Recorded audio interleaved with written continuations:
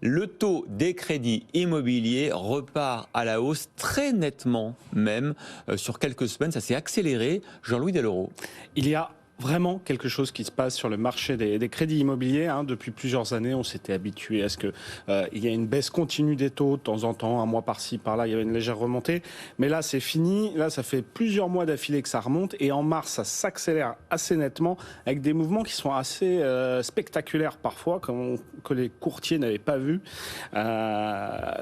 Ainsi, une banque régionale a par exemple fait passer ses taux sur 20 ans pour certains profils de 1% à 1,5% sur un seul mois. Donc c'est énorme, c'est quasiment 50% de plus d'un coup.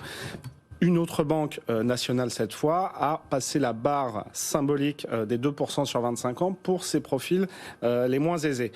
Alors oui, les taux, bien sûr, restent très bas. D'ailleurs, il faudrait aussi regarder avec l'inflation les taux réels qui sont toujours négatifs, donc c'est toujours intéressant d'emprunter. Aujourd'hui, le taux moyen sur 20 ans, c'est plutôt autour de 1,3% en moyenne, donc ça reste bas, mais il y a encore quelques mois, on était plutôt à 1%. Donc la capacité des ménages à s'endetter est nécessairement en train de se réduire. Et ça peut vite correspondre sur des budgets de 300 ou 400 000 euros à 10 000 ou 20 000 euros de budget en moins. Donc pour certains ménages, ça signifie tout simplement de jeter l'éponge pour leur projet. Et Jean-Louis, est-ce que ça peut vite correspondre aussi à une baisse des prix ? Alors vite non, parce que l'immobilier c'est un paquebot, donc il y a une forte inertie et les mouvements se font sur plusieurs mois. Et pour l'instant, en tout cas, les prix continuent de monter. Ce qui est certain, c'est que les banques, elles, naviguent à vue, elles sont très fébriles, elles organisent des comités de taux toutes les semaines maintenant. Alors que d'habitude, c'était plutôt une fois par mois. Il y a la guerre en Ukraine, là c'est l'incertitude totale, personne ne sait comment ça va se passer.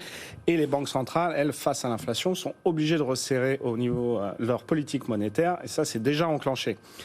Si cette remontée des taux se poursuit, ça va mécaniquement coincer sur les prix à un moment donné.